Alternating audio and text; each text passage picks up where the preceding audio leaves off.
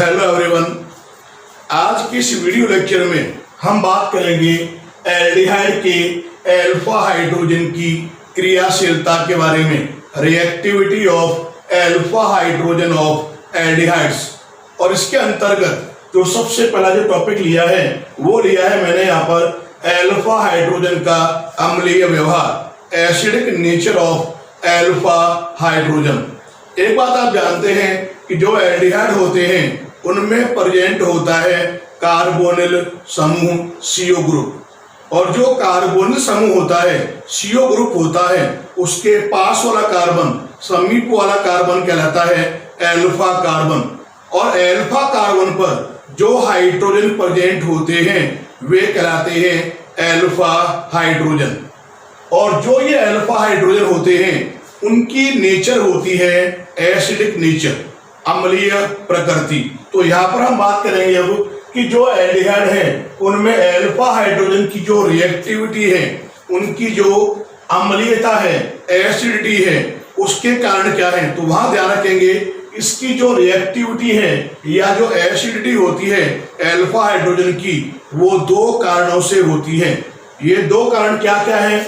जो सबसे पहला कारण है वो ये है कि जो कार्बोनिल ग्रुप होता है, CO ग्रुप होता है, उसके पास उसका जो होता है इफेक्ट वो होता है -I इफेक्ट, -I प्रभाव, जिसको हम कहते हैं ऋण प्रेरण प्रभाव।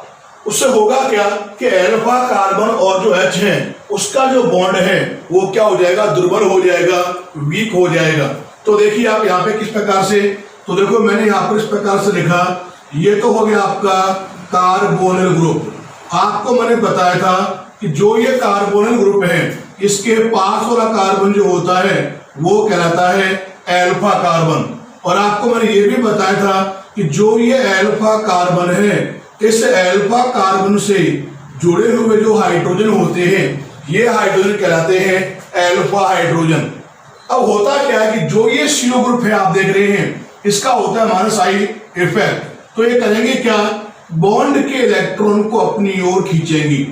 उससे होगा क्या कि जो ये अल्फा कार्बन और H का जो ये बॉन्ड है, ये बॉन्ड यहाँ पर वीक हो जाएगा, दुर्बल हो जाएगा। ये हो गया आपका पहला कारण। अब होता क्या है, दूसरा कारण क्या है कि यहां से जो H निकलेगा H+ के रूप में, जब ये H यहां से H+ के रूप में निकलेगा तो बनने वाला जो कार्ब एनायन है, कार्ब ऋणायन है, वो स्टेबलाइज हो जाएगा, स्थायी हो जाएगा अनुनाद के द्वारा, रेजोनेंस के द्वारा। तो यहाँ देखिए, मान लिया यहाँ पर आपने इसकी रिएक्शन कराई बेस के साथ। आप जानते हैं बेस होते हैं KOH या NaOH। तो जो KOH या जो NaOH होंगे वो क्या देंगे, OH- हाइड्रोक्साइड आयन देंगे, और ये करेंगे रिएक्शन अल्फा हाइड्रोजन युक्त एल्डिहाइड के साथ। तो ये देखिए यहाँ पर होगा क्या, वो ध्यान से आप देखिए। मैंने बताया कि सर इलेक्ट्रॉन अट्रैक्ट करेगा, इलेक्ट्रॉन आकर्षित करेगा कार्बोनिल ग्रुप। क्यों? क्योंकि इसका होता है -I प्रभाव। तो होगा क्या, ये बॉन्ड हो जाएगा वीक। तो इस बॉन्ड के जो इलेक्ट्रॉन है वो शिफ्ट हो जाएंगे कार्बन के पास। तो कार्बन पे आ जाएगा माइनस चार्ज, और यहाँ आप देखोगे जो H है इस पर आ जाएगा प्लस चार्ज। और ये जो H+ जो होगा ये OH- के साथ करेगा रिएक्शन, यानी इसका ये H+ OH- ये तो यहाँ पर रिएक्शन करके निकालेंगे वाटर मॉलिक्यूल, जल के अणु को। अब देखिए यहाँ पर क्या चेंज है, ध्यान से देखिए। ये कार्बन है तो यहाँ लिखा है मैंने ये कार्बन। इस कार्बन की देखिए ध्यान से आप, ये बॉन्ड तो यहाँ से ब्रेक हो गया। यहाँ पर इसकी दो वैलेंसी क्या है, फ्री। तो ये होगी आपके पहली वैलेंसी, ये होगी यहाँ पे दूसरी वैलेंसी। इस बॉन्ड का इलेक्ट्रॉन शिफ्ट किया आपने कार्बन के ऊपर, तो कार्बन पे कौन सा चार्ज आ गया, माइनस चार्ज। यहाँ पर ये सिंगल बॉन्ड है ही, ये कार्बन है, यहाँ पर है डबल बॉन्ड O, और यहाँ पर ये वैलेंसी फ्री है। और आप जानते हैं कि जिस स्पीशीज में कार्बन पर माइनस चार्ज होता है उसको हम कहते हैं कार्ब एनायन। तो यहां से जो H निकला है H+ के रूप में, उसके बाद जो यहाँ पर ये बना है कार्ब एनायन, ये स्टेबलाइज हो जाएगा, स्थायी होगा रेजोनेंस के द्वारा। अब देखिए आप यहाँ पर इसमें जो रेजोनेंस होगा, अनुनाद होगा, वो किस प्रकार से होगा वो देखिए।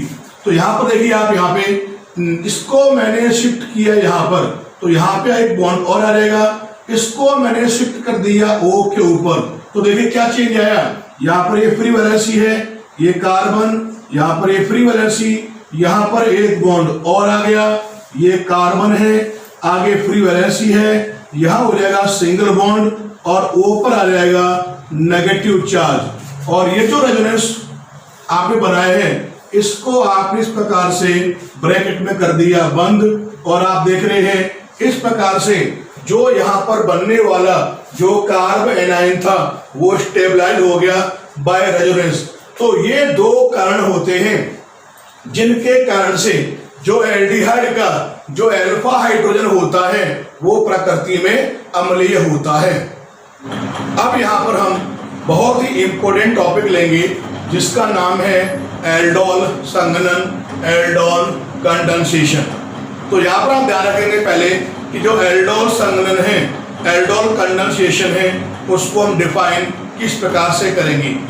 तो यहाँ देखिए आप यहाँ पर दो लेंगे, समान अणु लेंगे, टू सेम मॉलिक्यूल लेंगे आप यहाँ पर किसके, एल्डिहाइड की।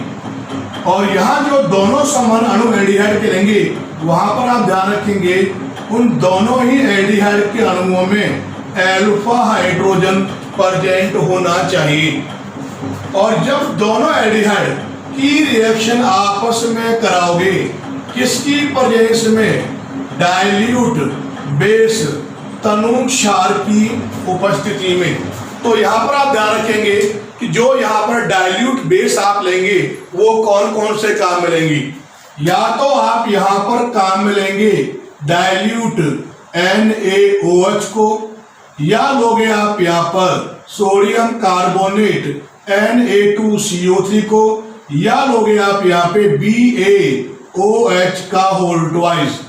इनमें से आप कोई भी आप काम में लेंगे यहाँ पर डाइल्यूट बेस के रूप में, तनु क्षार के रूप में। जब यहाँ पर दोनों समान अणु आप एल्डिहाइड के लेंगे तो यहाँ पर तो निर्माण होगा किसका, एल्डोल का। और ये एल्डोल होते क्या हैं, ये आप ध्यान रखेंगे, ये होते हैं बीटा हाइड्रोक्सी एल्डिहाइड जो होते हैं इन्हीं को हम एल्डोल कहते हैं। इनको बीटा हाइड्रोक्सी एल्डिहाइड को। और यहां देखिए नाम ध्यान से, एल्ड यानी इसमें एल्डिहाइड ग्रुप होगा और साथ में होगा OH ग्रुप, यानी जो एल्डोल होंगे उनमें एल्डिहाइड ग्रुप और OH ग्रुप दोनों ग्रुप क्या होंगे, प्रेजेंट होंगे एल्डोल में।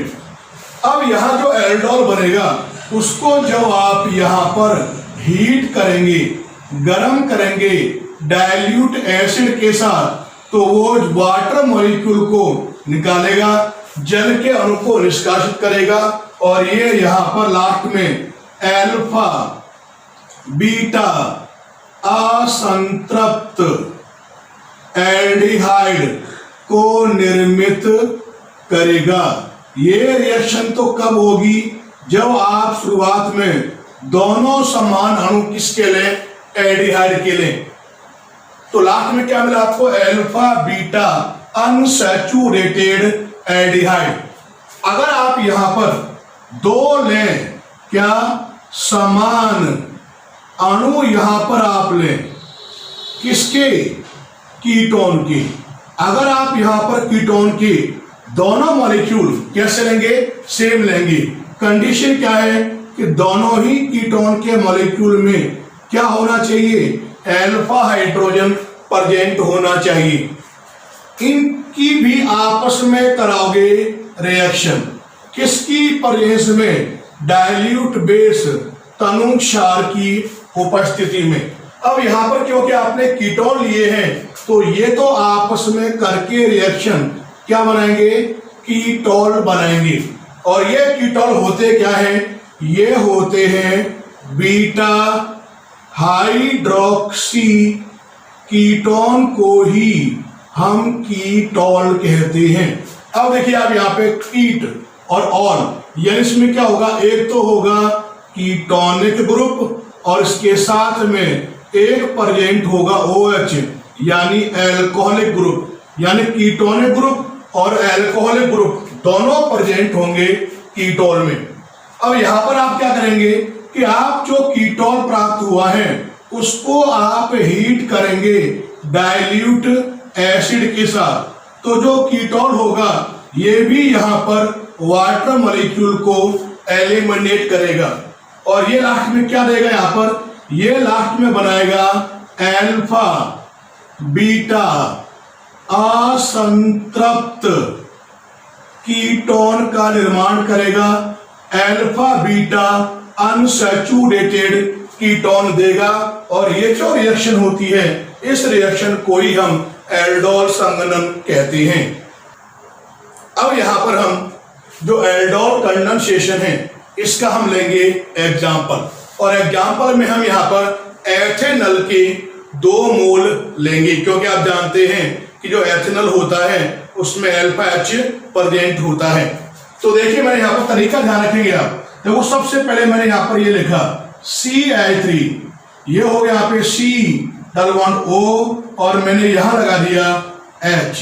इसका यहाँ पर नाम क्या है, इसका नाम है एथेनॉल। अब आप जानते हैं एथेनॉल में ये ग्रुप कौन सा है, एल्डिहाइड। इस ग्रुप के पास वाला कार्बन क्या है, अल्फा, अल्फा H यहाँ पर क्या है, इसमें अल्फा H यहाँ पर आप देखेंगे प्रेजेंट है। ये हो गया आपका एथेनॉल का पहला अणु। अब यहां पर आप एथेनॉल का दूसरा अणु लेंगे, उसका तरीका ध्यान रखेंगे आप लिखने का, पहले वाले O के ठीक सामने दूसरे वाले का अल्फा हाइड्रोजन आना चाहिए। ये कंडीशन ध्यान रखेंगे, ये है बहुत ही इंपॉर्टेंट। तरीका क्या बताया कि पहले वाले O के ठीक सामने दूसरे वाले का अल्फा H आना चाहिए। अब बताइए यहाँ पर कितने अल्फा H है, 3। एक मैंने यहां लगा दिया, कितने लगा के लगे यहाँ पर 2, तो लगा दिया मैंने H2, तो ये कुल मिलाकर क्या हो गया CH3। आगे लगा दिया मैंने यहाँ पे CO और यहां लगा दिया मैंने H। अब देखिए ध्यान से, ये भी क्या होता है, ये भी एथेनॉल है और आप जानते हैं इस एथेनॉल में भी यहां पर क्या प्रेजेंट है, अल्फा हाइड्रोजन प्रेजेंट है। अब आप देखेंगे दोनों एल्डिहाइड हैं, दोनों कैसे हैं, सेम है, समान है और दोनों में अल्फा H क्या है, प्रेजेंट है। इनकी रिएक्शन आप यहां कराएंगे डाइल्यूट बेस की प्रेजेंस में। मान लिया जो डाइल्यूट बेस है उसके रूप में मैंने यहां पर डाइल्यूट NaOH ले लिया।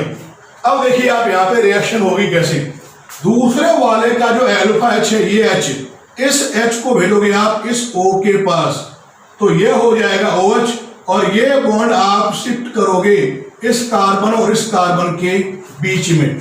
अब देखिए शुरुआत से क्या बनेगा, यहाँ पे ये तो यहाँ पर है CH3, ये है आगे कार्बन, कार्बन से लगा कौन है आगे H, यहां से हो जाएगा सिंगल बॉन्ड। O के पास कौन आ गया, O के पास आ गया कौन H, तो ये हो गया OH। ये बॉन्ड शिफ्ट किया आपने यहाँ पर एक, तो ये कार्बन कार्बन ये आपने यहां पर जोड़ दिए। इस कार्बन के पास आप देखेंगे 3 H थे, एक H यहां से गया, 2 H रह गए, तो 2 H को मैंने इस प्रकार से लिखा, एक H और ये लगा दिया मैंने दूसरा H, तो ये हो गया यहाँ पे क्या CH2, ये है CH2। आगे क्या लगा हुआ है CO, यहां क्या लगा हुआ है ये H। अब जो ये बना है, क्योंकि मैंने शुरुआत में दोनों एल्डिहाइड लिए हैं तो ये तो कंफर्म है, ये है क्या, यह एक एल्डोल है। अब आप जानते हैं एल्डोल में देखिए मुख्य समूह कौन है, एल्डिहाइड। इस एल्डिहाइड ग्रुप के पास में कार्बन क्या होता है, अल्फा। अगला क्या होता है, बीटा। बीटा पे क्या लगा हुआ है OH, तो ये हो गया बीटा हाइड्रोक्सी और ये क्या है एल्डिहाइड। और आपको मैंने बताया था कि बीटा हाइड्रोक्सी एल्डिहाइड को ही हम क्या बोलते हैं, एल्डोल कहते हैं। अगर इस एल्डोल का आप यहां पर IUPAC नाम लिखे तो क्या हो जाएगा, देखो 1 2 3, ये हो गया 4, 3 पे OH है तो ये हो जाएगा 3 हाइड्रोक्सी और एल्डिहाइड क्या कार्बन वाला, तो ये हो गया यहाँ पे क्या, ब्यूटेनल। ये यहाँ पर हो जाएगा इस एल्डोल का आईयूपीएसी नाम 3 हाइड्रोक्सी ब्यूटेनल। अब जो यहाँ पर ये एल्डोल बना है, इसको अगर आप यहाँ पर हीट करें, गर्म करें, किसके साथ, डाइल्यूट एसिड के साथ, तो ये करेगा कि यहाँ पर ये वाटर मॉलिक्यूल को एलिमिनेट करेगा। और यहाँ पर आप ध्यान रखेंगे कि वाटर मॉलिक्यूल को एलिमिनेट करने के लिए अल्फा कार्बन से जाएगा कौन, H, बीटा कार्बन से कौन जाएगा, OH। तो इसका तो ये वाला OH, इसका ये वाला H, ये यहाँ रिएक्शन करके निकालेंगे वाटर मॉलिक्यूल को, H2O को। अब होगा क्या यहाँ पर कि जो अल्फा और बीटा कार्बन है, यहाँ पर एक बॉन्ड और आ जाएगा। और देखिए आप यहाँ पे बनेगा क्या, यहाँ पर देखोगे आप, ये हो गया क्या, CH3। इस कार्बन के पास यहाँ पे क्या है, एक H है, यहाँ पर एक बॉन्ड और आ गया, ये क्या है, CH, और ये क्या यहाँ पर C डबल बॉन्ड O, और ये लगा हुआ है H। अगर आप ध्यान से देखें, अल्फा और बीटा, ये तो था आपका अल्फा और ये तो था बीटा, अल्फा और बीटा के बीच में क्या आ गया, डबल बॉन्ड, अनसैचुरेशन। तो ये बताओ होता क्या है, ये होता है अल्फा बीटा अनसैचुरेटेड, असंतृप्त। मेन ग्रुप एल्डिहाइड है, ये हो गया आपका एल्डिहाइड। ये आपको यहां पर मिलेगा लास्ट में अल्फा बीटा असंतृप्त एल्डिहाइड। इसका अगर आप आईयूपीएसी नाम लिखें तो देखो 1 2 3 4 4 कार्बन है, तो ये हो गया यहाँ पर क्या, ब्यूट।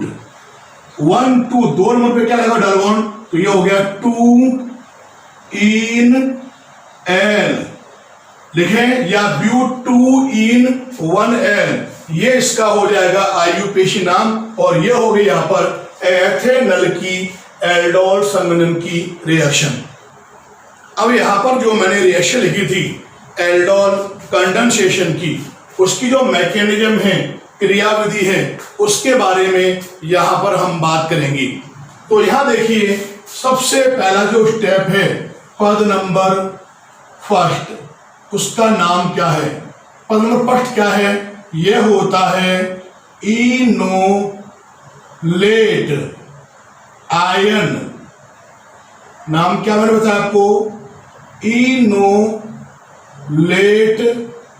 आयन का निर्माण जो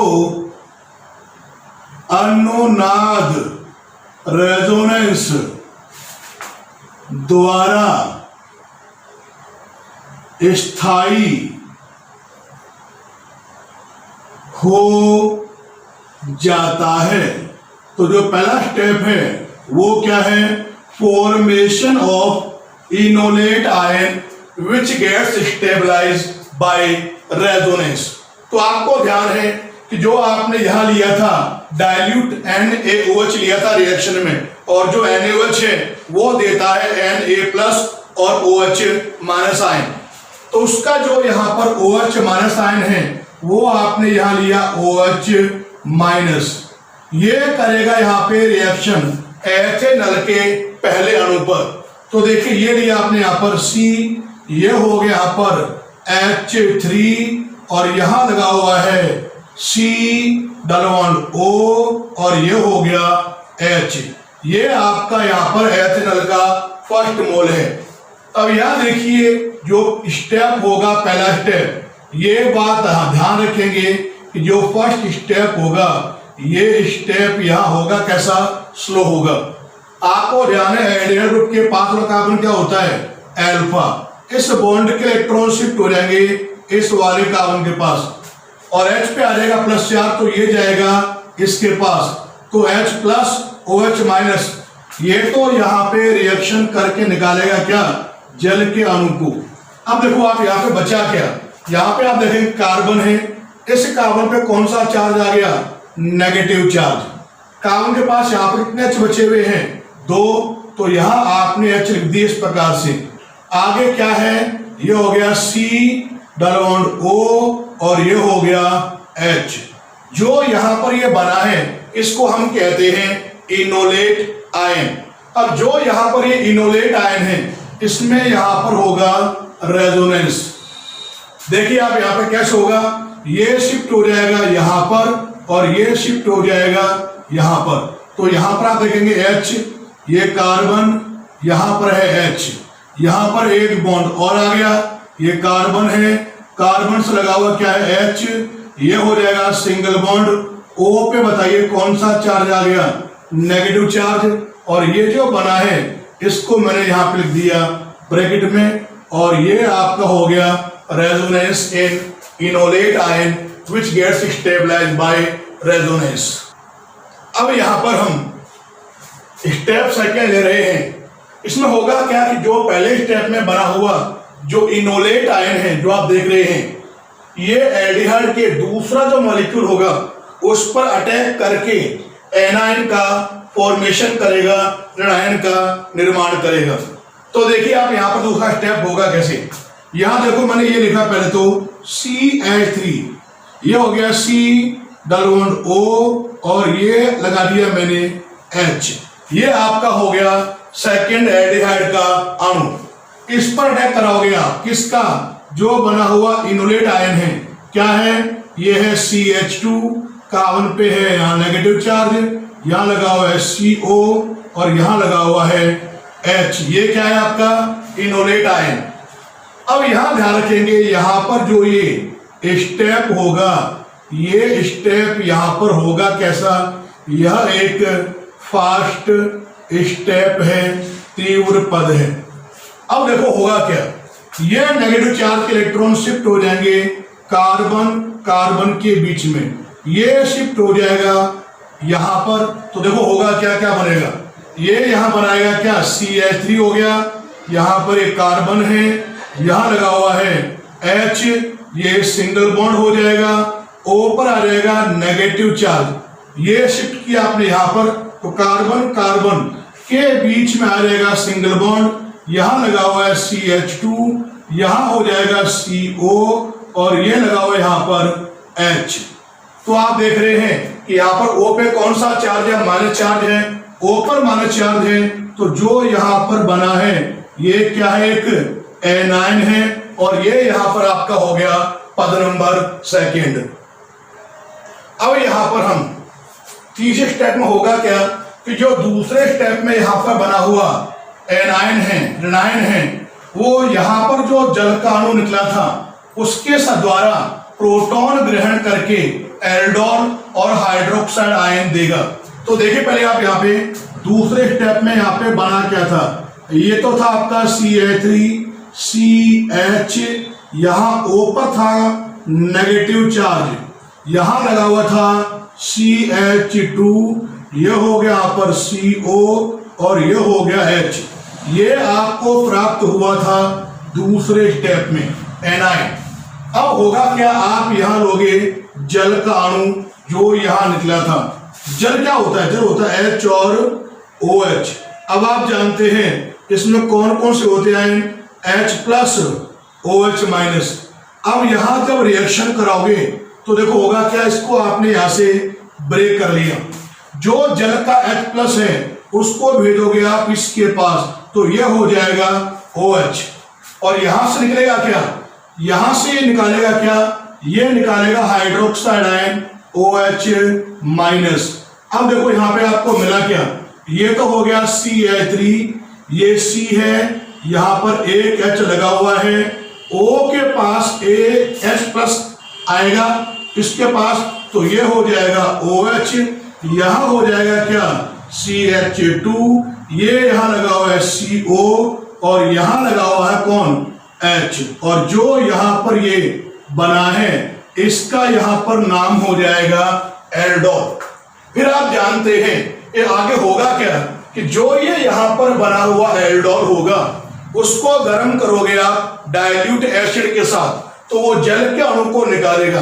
तो देखो आप यहाँ पे आगे रिएक्शन होगी कैसे, तो देखो मैंने यहां पर ये लिखा CH3, ये हो गया C, यहां लगा हुआ है H, यहां लगा हुआ है OH, और CH2 को मैंने इस प्रकार से लिखा, एक H और एक H लगा दिया मैंने यहाँ पर, और ये हो गया CO, और ये लगा दिया मैंने यहाँ पर H। आपको ध्यान है ये आपको यहाँ पर मिला था तीसरे स्टेप में, क्या है ये एल्डोल।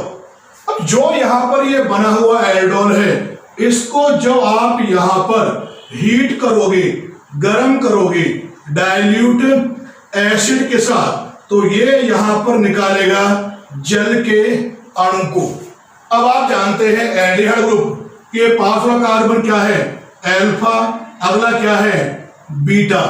अल्फा कार्बन से कौन जाएगा H, बीटा से कौन जाएगा OH, यानी इसका तो ये यहां पर देखोगे आप, इसका तो ये OH, इसका H, ये यहां पर आपस में रिएक्शन करके निकालेंगे H2O, और यहां पर जो आपको मिलेगा फाइनली ये हो जाएगा CH3CH डबल CH, और ये हो गया CO, और यहां लगा हुआ है H।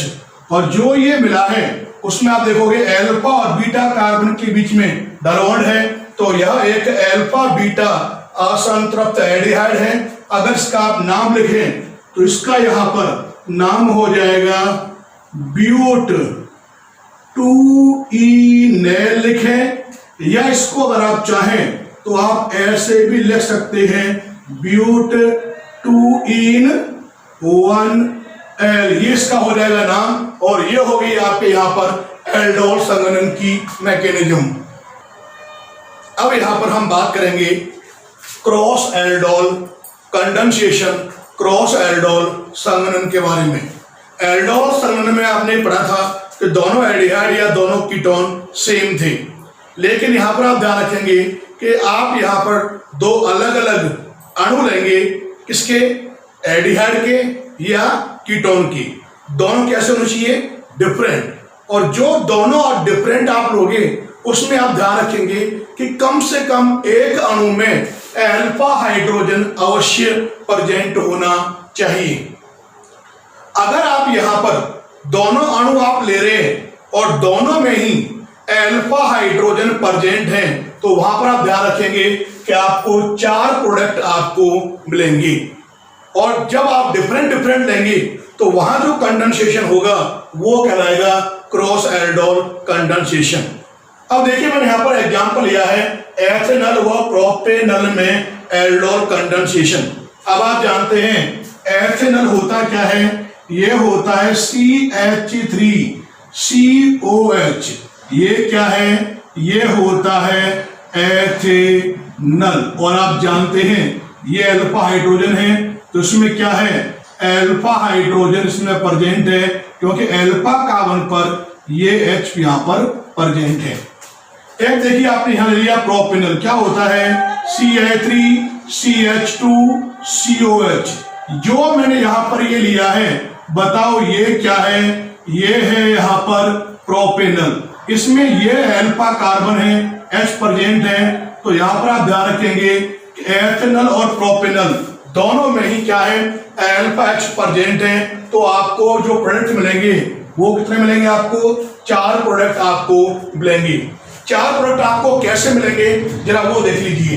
पहले तो आप क्या करेंगे, 2 अणु लेंगे, किसके एथेनॉल की पहले केस में। दूसरा कब मिलेगा, जब 2 अणु किसके लोगे आप यहां पर प्रोपेनॉल के लोगे। तीसरे केस में क्या करोगे आप, पहले आप लेंगे एथेनॉल को और फिर लोगे आप साथ में प्रोपेनॉल को। और लास्ट केस में क्या लोगे आप, पहले आप लेंगे किसको प्रोपेनॉल को और फिर लोगे आप लास्ट में किसको एथेनॉल को। ये देखो आप पहले क्या किया, 2 अणु लिए किसके एथेनॉल के, दूसरे केस में 2 अणु लिए प्रोपेनॉल के। यहां देखोगे आप दोनों अणु एथेनॉल के हैं, दोनों प्रोपेनॉल के हैं, दोनों अणु कैसे हैं सेम।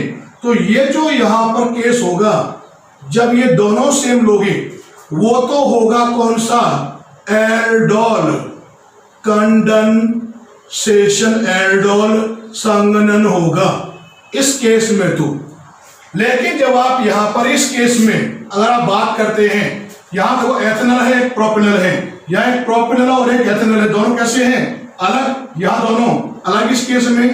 तो यहां लास्ट के जो दो प्रोडक्ट आपको मिलेंगे वो किससे मिलेंगे आपको? वो यहां पर आपको मिलेंगे क्रॉस एल्डोल कंडेंसेशन के द्वारा आपको यहां मिलेंगे, क्रॉस एल्डोल संघनन के द्वारा मिलेंगी। तो ये तो हो गया आपका पहला केस, ये हो गया आपका दूसरा केस, ये हो जाएगा आपका यहाँ पर थर्ड केस, और ये यहाँ पर हो जाएगा फोर्थ केस, जिनको हम एक एक लेकर हम आगे बात करेंगे कि इनकी रिएक्शन आखिर किस प्रकार से होगी। अब यहां देखिए पहला केस में आपने पढ़ा था कि आपने दोनों के दोनों ही अणु किसके लिए थे? एथिनल के। ये हो गया आपका एथिनल का पहला अणु। यहां मैंने बताया था कि ये आपका अल्फा एच है, यहां पर अल्फा कार्बन के पास अल्फा एच है, पहले वाले O के ठीक सामने दूसरे वाले का अल्फा एच आना चाहिए। 3 है, एक लगा हुआ है, 2 और लगा दिए, ये CO और AH। तो यहां देख रहे हैं मैंने यहाँ पे क्या लिया है, मैंने यहाँ पर एथेनल के 2 मॉलिक्यूल लिए हैं, 2 अणु लिए हैं। अब आप यहां कराओगे रिएक्शन, क्या लोगे आप? यहाँ पर डाइल्यूट NaOH लेंगे। होगा क्या? इसको भेजा आपने यहां पर, इसको भेजोगे आप कार्बन कार्बन के बीच में, क्या बनेगा? ये हो जाएगा CH3CH, यहां है OH, ये शिफ्ट किया आपने कार्बन कार्बन के बीच में, ये हो गया 2H यहां बचे हैं, ये हो गया CO और ये हो गया H। ये यहां पे क्या बन गया? एल्डिहाइड ग्रुप लगा हुआ है, एल्डिहाइड आपने लिए हैं, ये हो गया एल्डोल। एल्डोल को जब आप यहां गर्म करेंगे किसके साथ? डाइल्यूट एसिड के साथ, तो ये निकालेगा जल के अणु को। कैसे? इसका तो ये वाला H और इसका ये वाला OH, क्योंकि आप जानते हैं कि जो अल्फा कार्बन है उससे तो जाएगा H और बीटा कार्बन से कौन जाएगा? OH। और यहां क्या मिलेगा आपको? ये हो जाएगा CH3CH, अल्फा बीटा की मिडल बॉन्ड, ये CH और ये हो गया COH। ये आपको लास्ट में मिला है, इसका नाम आपको मैंने बता रखा है, ये होता है ब्यूट 2ene1L लिखें या ब्यूट 2enal लिखें। ये आपका पहला केस है जिसमें मैंने दोनों के दोनों ही अणु किसके लिए हैं? एथिनल के लिए हैं। अब यहां पर हम सेकंड केस लेंगे। यहां तो लिए थे मैंने दोनों मोल किसके? एथिनल की। अब यहां लेंगे आप दोनों मोल किसके? प्रोपेनल की। ये लिया CH3CH2CO और ये हो गया H। अब आप जानते हैं ये होता है अल्फा, पहले वाले O के ठीक सामने दूसरे वाले का अल्फा H आना चाहिए। यहां 2 H है, एक लगा दिया, एक रह गया। CH3 को मैंने लगा दिया ऊपर, और आगे आप जानते हैं क्या लगा हुआ है? COH, तो मैंने यहां लगा दिया COH। जो यहां लिया है आपको ध्यान है, यहां दोनों के दोनों ही क्या हैं? प्रोपेनल के मैंने यहां पे 2 लिए हैं मॉलिक्यूल्स, 2 अणु मैंने यहां लिए हैं। अब यहां पे आप कराओगे रिएक्शन। ये रिएक्शन जो आप यहां कराओगे, ये कराओगे आप डाइल्यूट NaOH की प्रेजेंस में। अब देखिए यहां पे होगा क्या? ये H जाएगा O के पास और ये बॉन्ड शिफ्ट होगा कार्बन कार्बन के बीच में। क्या बनेगा? देखिए आप यहां पर, ये हो जाएगा CH3, ये है CH2, C के ऊपर एक H है, यहां हो जाएगा OH। ये आप जोड़ देंगे, C के पास आप जानते हैं ऊपर लगा हुआ है CH3, इसके पास एक H है और आगे लगा हुआ है आपका एल्डिहाइड ग्रुप। क्योंकि मैंने शुरुआत में दोनों एल्डिहाइड लिए हैं तो ये भी क्या है? एल्डोल। अब आप जब इसको गर्म करोगे डाइल्यूट एसिड के साथ, जब आप इसे हीट करेंगे तो ये भी क्या निकालेगा? जल के अणु को। कैसे?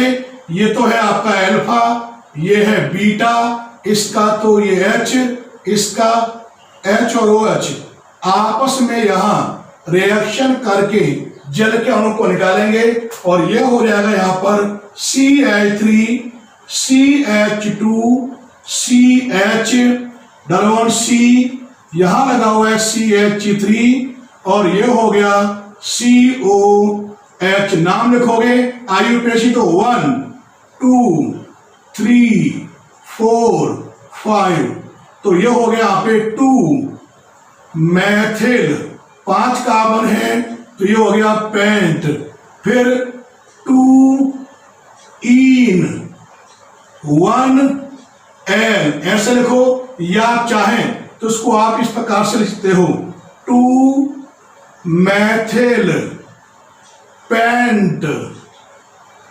2 इनल, ये दोनों ही इसके आयुपीएसी नाम है। तो जो ये पहले दोनों केस हैं उसमें दोनों अणु क्या है, सेम है। तो ये तो हो गया आपका एल्डोल संघनन के द्वारा 2 प्रोडक्ट आपको मिल गए। अब तीसरे केस में अगर हम बात करते हैं तो तीसरे केस में आप यहाँ पे करेंगे क्या, दोनों हो गया डिफरेंट। थर्ड केस में आपको ध्यान है, पहले हम लेते हैं एथिनल को, फिर हम लेते हैं प्रोपेनल को।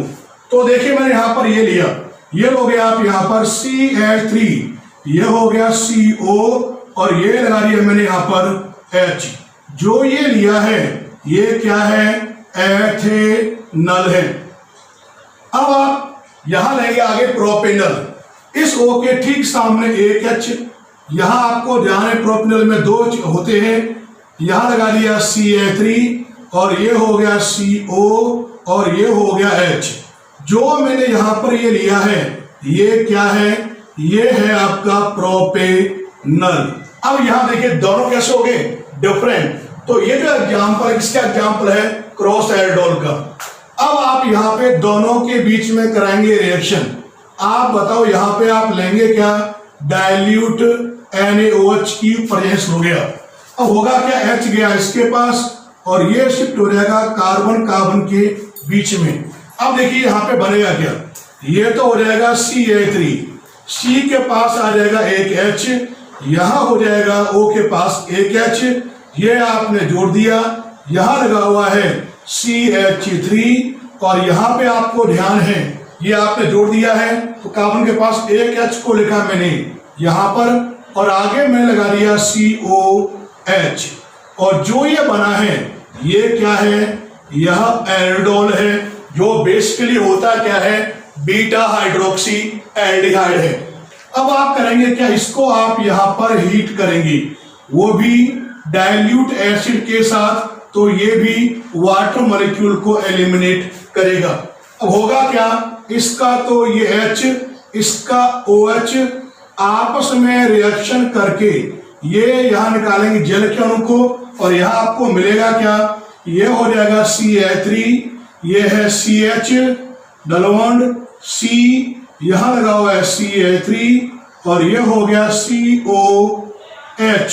नाम लिखोगे 1 2 3 4, तो ये हो जाएगा यहाँ पे 2 मैथिल, 4 कार्बन है, ब्यूट 2 इनल, ये हो जाएगा इसका नाम। और ये एग्जाम्पल हो जाएगा किसका, क्रॉस एल्डोल संघनन का एग्जाम्पल है। अब यहां पर जो चौथा केस है उसमें हम करेंगे क्या, पहले आप लेंगे प्रोपेनल, क्या होता है CH3 CH2 COH, ये आपने लिखा पहले किसको, प्रोपेनल को, और फिर आप यहां लेंगे दूसरा अणु किसका, एथिल का, O के ठीक सामने दूसरे वाले का अल्फा H आना चाहिए, ये हो गया CH2 को मिला के हो गया CH3, ये हो गया CO और ये है आपका H, इसका नाम क्या है, एथेनल, ये इसका नाम है। यहाँ पे दोनों क्या है, डिफरेंट, तो ये भी किसका एग्जाम्पल है, क्रॉस एल्डोल संघनन का। अब ये जो रिएक्शन आप कराएंगे ये भी आप यहां कराएंगे डाइल्यूट NaOH की प्रेजेंस में। मेथड सेम रहेगा, दूसरे वाले का अल्फा H O के पास, ये शिफ्ट हो जाएगा कार्बन कार्बन के बीच में।